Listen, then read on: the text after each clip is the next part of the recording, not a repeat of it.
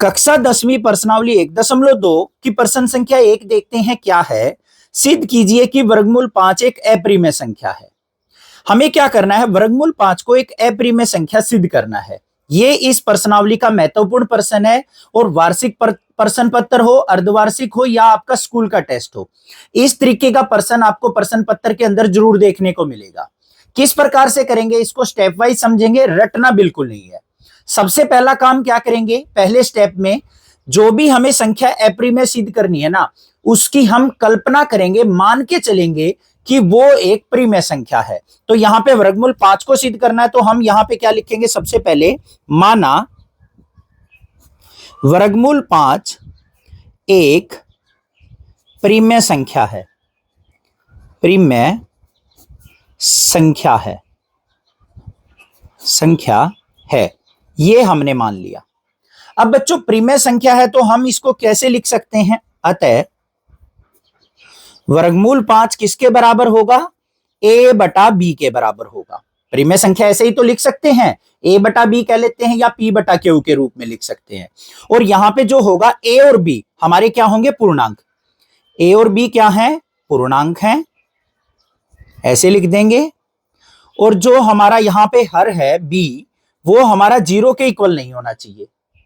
Clear है। अब यहां पे देखो बच्चों, a और b क्या होंगे हमारे, यहां पे उभयनिष्ठ गुणनखंड, मतलब इनके अंदर एक से के अतिरिक्त कोई भी उभयनिष्ठ गुणनखंड नहीं होगा। तो यहां पे सबसे पहले हमें क्या करना है, वर्गमूल को हल करना है। तो कैसे करेंगे, b को इधर गुना कर लो, तो वर्गमूल 5 b बराबर है a के। दोनों तरफ वर्ग कर लेंगे, तो यहां पे लिखेंगे दोनों ओर वर्ग करने पर तो क्या हो जाएगा बच्चों, यहां पे वर्गमूल 5b का हम वर्ग करेंगे बराबर है a का भी वर्ग करेंगे। वर्ग से वर्ग कट गया हमारा, यहां पे रूट कट गया, तो 5 हमारा ऐसे के ऐसे, b का वर्ग किया तो b का वर्ग। अब ये मत सोचना कि वर्ग से हमारा रूट कट गया है, वर्गमूल कट गया है तो b का वर्ग कैसे लिख दिया। ये तो रूट 5 का वर्गमूल 5 का ही तो कटा है, b का तो वर्ग ऐसे की ऐसे रहेगा, बराबर है a की घात 2। अब इसको मैं कैसे लिख सकता हूं, 5 को अगर इधर लेके जाता हूं तो इसको हम ऐसे भी तो लिख सकते हैं, b की घात 2 बराबर है a की घात 2 भाग में 5। ये ऐसे भी तो लिखा जा सकता है।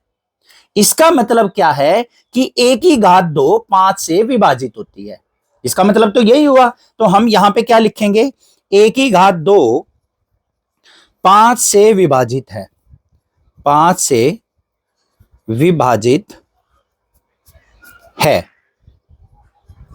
a भी 5 से विभाजित होगी, a भी 5 से विभाजित होगा। यहां तक तो कोई दिक्कत नहीं होनी चाहिए, ये चीज हमने सिद्ध कर ली, यहां से कोई दिक्कत नहीं है। इसको हम क्या मान लेते हैं, समीकरण 1 मान लेते हैं। अब बच्चों ध्यान से देखो, a जो है 5 से विभाजित हो रहा है, तो इसका मतलब क्या है, अतः माना जो a है उसका मान जो होगा वो क्या होगा, 5 का गुणज होगा।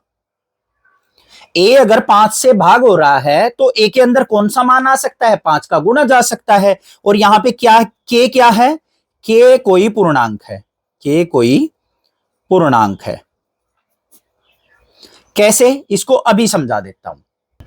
देखो बच्चों, मैंने क्या लिखा है, a बराबर है 5 के लिखा है। इसका मतलब क्या है कि a जो है 5 से विभाजित हो रहा है, इसीलिए a बराबर है 5 के लिखा है। अब मान लो 5 से भाग होने वाली संख्या लिखो, 5 लिख दिया, 10 लिख दिया, 15 लिख दिया, 20 लिख दिया, इस तरीके से। 5 को हम कैसे लिख सकते हैं, 5 गुना 1। 10 को कैसे लिख सकते हैं, 5 गुना 2। 15 को कैसे लिख सकते हैं, 5 गुना 3। 20 को कैसे लिख सकते हैं बच्चों, 5 गुना 4। तो यहां पे 5 तो सब में आ रहा है, तो 5 ऐसे की ऐसे। गुना में हमने 1 2 3 4 ये हमारे बदल रहे हैं, तो इसकी जगह क्या लिख दिया, k लिख दिया। k क्या हुआ, हमारा पूर्णांक हो गया। 1 2 3 4 ये पूर्णांक थे, तो 5 की किससे गुना हो रही है, पूर्णांक से, तभी तो ये सारी संख्याएं 5 से विभाजित है। तो यहां पे a बराबर किसके बराबर लिख सकते हैं हम, 5 के लिख सकते हैं, इसलिए मैंने a बराबर है 5 के लिखा है। समझ में आ गया यहां तक। अब हम क्या करेंगे, जो समीकरण एक के अंदर एक का मान था, तो ए का मान जो है समीकरण एक के अंदर रख देंगे। तो यहां पे लिखेंगे हम ए का मान समीकरण एक में रखने पर, समीकरण एक में रखने पर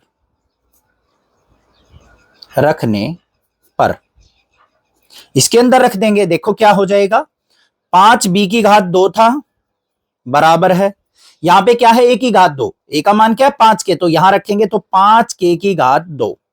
हल कर लो इसको, 5b की घात 2 बराबर है 5 का वर्ग किया तो यहां पे 25, k का वर्ग k की घात 2, b की घात 2 बराबर किसके आ जाएगा, 5 को इधर लेके जाएंगे तो 25/5 k की घात 2, 5 से इसको काट दिया तो 5 पंजे 25, तो b की घात 2 बराबर किसके आ गया, 5k की घात 2। आ गया या नहीं आ गया, 5 को इधर लेके आऊं तो मैं क्या हो जाएगा, k की घात 2 बराबर है b की घात 2 भाग में 5, ऐसे भी तो लिख सकते हैं। अब इसका मतलब क्या है कि b की घात 2 5 से विभाजित है, ये चीज लिखेंगे, b की घात 2 5 से विभाजित है,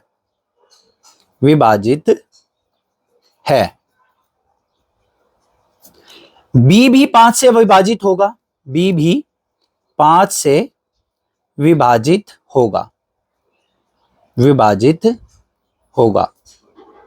ये थ्योरम पढ़ रखी है ना, ठीक है। तो हाँ, यहां पे b भी हमारा क्या होगा, 5 से विभाजित होगा। तो एक चीज हमें देखने को मिले कि यहां पे a और b दोनों 5 से विभाजित हो रही हैं, तो हम क्या लिखेंगे यहां पे, आखिर में आपको क्या लिखना है, अतः हम कह सकते हैं, ये चीज आपको अपने भाषा में भी लिख सकते हैं आप, जो मैं लिख रहा हूं, कह सकते हैं 5 a और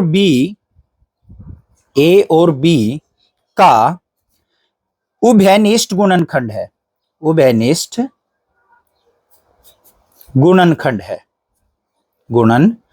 है, ए और बी दोनों को 5 से विभाजित हो रहा है, तो इसलिए ए और बी का 5 क्या हो गया, उभयनिष्ठ गुणनखंड हो गया। अतः यह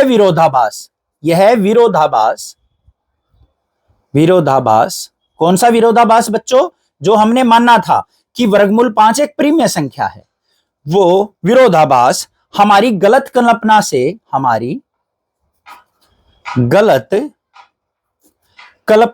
उत्पन्न हुआ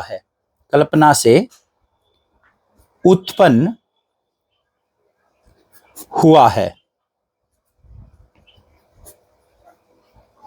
अतः वर्गमूल 5 एक अप्रिमेय संख्या ही है, एक अप्रिमेय संख्या है। बस ये सिद्ध कर दिया हमने। इसको आप अपनी भाषा में भी लिख सकते हैं, ऐसा नहीं है जैसे मैंने लिखा है कि रटना है, बस आपको यह बताना है कि 5 जो है ए और बी का उभयनिष्ठ गुणनखंड है, अतः हमारा विरोधाभास हमारी गलत कल्पना की वजह से हुआ है, इसीलिए वर्गमूल 5 एक अप्रिमेय संख्या है। समझ में आ गया पर्सन? चैनल को सब्सक्राइब, वीडियो को लाइक करना, ज्यादा से ज्यादा शेयर करना। Thank you students for watching this video.